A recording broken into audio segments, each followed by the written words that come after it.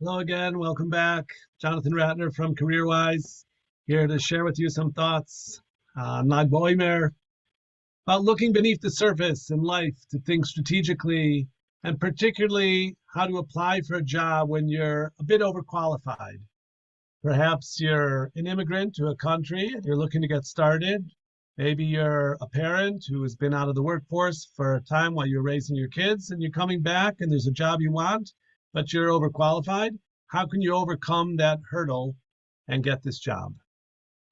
So I'll just remind you who we are and what we do. CareerWise is market-based career counseling and training programs in cybersecurity and digital marketing and other fields. We're in touch with the market. We help you get in touch with yourself, find your strengths, and pinpoint a career management pathway. Our value proposition is our love and understanding for people and our strong connections to industry. Everybody has it within them to get where they want to go. So tonight we're going to talk about Lag Ba'Omer, celebrating hidden truths. We're going to talk about the professional challenge of when you're overqualified for a job you want, and then some specific tactics, how to get the job. So we begin with the story of the 33rd day of the Omer. We're counting the Omer from the holiday of Passover to Shavuos coming up in 2 weeks. And everybody knows the celebration of Lag Ba'Omer has a lot to do with Rabbi Shimon bar Yochai. We call him the Rashbi for short. And the story is told, it's a Gemara in the tractate Shabbat, that there was a group of rabbis talking, and they're talking about sort of the oppressive Roman Empire that was ruling over Judah at that time. And one of the rabbis actually said something complimentary about the Romans, that, they really have done okay by us. They've built us marketplaces and bridges and bathhouses. And so we need to appreciate what the Romans have done for us. Rabbi Yossi heard it and was silent. Rabbi Shimon bar Yochai, he looked beneath the surface of things and was quite critical. And he said, everything the Romans have done for us, they've only done it for their own good. They set up marketplaces in order to have brothels there and for pleasure. They built bathhouses for indulging the flesh. Their bridges are to collect taxes. So there was an outsider there, a convert, and he went and he told what the rabbis were saying. And guess what? The Romans didn't like it too much. So they punished the rabbi who was silent. They exiled him. The Rabbi Yehuda who had spoken in their favor, they promoted him. And Rabbi Shimon, who was so critical, they sentenced him to death. And because of the death sentence, Rabbi Shimon went to hide ultimately in this cave, where the Gemara tells us he spent 12 years with his son. They were learning Torah. Ultimately, he was involved in the mystical secrets of the Zohar, the Holy Zohar, which he authored and which we study till this day. And we celebrate the hidden wisdom of looking beneath why people are doing things and why the world is the way it is and what's God's plan for the world. All that came to us through Rabbi Shimon bar Yochai and his long experience in the cave.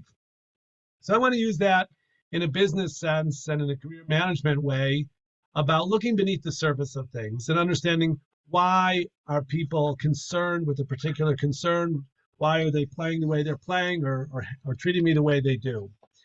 So again, we're talking today particularly about overqualification, when maybe you're more advanced in your career, but for whatever reason, you want to get a particular job. Like I mentioned, maybe you're coming to a new country, or maybe you've been out of the workforce for a while, or maybe you don't want a management role now, you want to go back to a creative role. And even though in the past you managed the team, now you just want to be a team member. Maybe you want to have less on your plate or devote more time to family or hobbies. So there can be lots of reasons why you might apply for a job which you're overqualified for, and yet you're ready to sort of pay the price. So we're going to talk about tactics.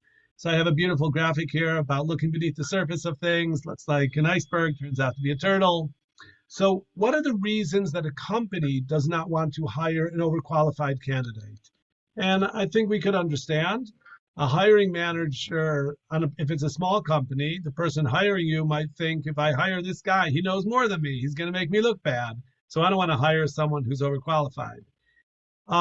They might think it's going to cost too much. A person who has more experience is at a further stage in their career development is going to cost more, and the company has not budgeted that kind of salary for this position. Another sort of deeper look at it is the company thinks the following: why is this person applying for this job that they're overqualified for? Clearly, it's not going to be interesting to them. They're just trying to get back in the workforce or get their first job here in the city or whatever. So it's going to be a short-term gig. They're not going to stick around. They're using it as a stepping stone.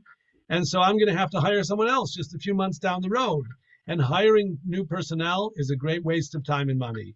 So the company is skeptical about your commitment when you're coming in as an overqualified candidate. And that's what we're going to talk about today, how you could put those fears or suspicions to rest. I mean, we're talking about with integrity that you're willing to make a commitment. So let's talk about it. So here you are, you have more skills and more experience than what they're looking for, but you want the job. Again, for a good reason, and you're willing to make a commitment. So starting with your CV, what does it say on your resume? Remember, your resume is not your autobiography. It's a way to get a job interview or to get a job. So it's perfectly legitimate to tone down your experience and credentials. You don't have to put everything you've ever done and every degree you have. That's, you're not saying this is everything that I am. You're putting things on this paper that tell a story of your professional persona in order to get you an interview for this position. So you could, if you went to school in the 1970s or something like that, that shows that you're a certain age now in 2023. So you might want to leave out the dates of your education or of things you did, in the 70s or the 80s, because, that was a long time ago already. No one's forcing you. You've never been told to write your CV at gunpoint, right? You write your CV in the privacy of your home or office. So write what you want to write. Don't write anything false, but you don't have to write the whole truth and everything about yourself that gives away everything you've ever done and all your experience and how old you are and so forth. So write what helps you. Tell the story. Again, present yourself as the professional that they want to hire. So that's the basic of tactics in writing your CV. We've talked about it before. Now, particularly in the case where you're overqualified. So your cover letter would be a place where you might be able to communicate why then are you applying for this job if you're overqualified? So you don't want to say, even though I'm overqualified, you don't want to say that because it's not a good word. It has negative connotation. But here's an example. While I've successfully managed a marketing team for several years, I'm interested in returning to a more creative role where I can devote most of my time to creating content within the team. I thoroughly enjoy the writing process, and this job position with your company can allow me the freedom to do what I love. So that's good because you're saying you want to do what you love and you love being creative. You're not interested in a management position. So that's why even though you've held a management position, you're now applying for a lower junior creative position. So that could be convincing, but at least you've addressed the issue in something credible.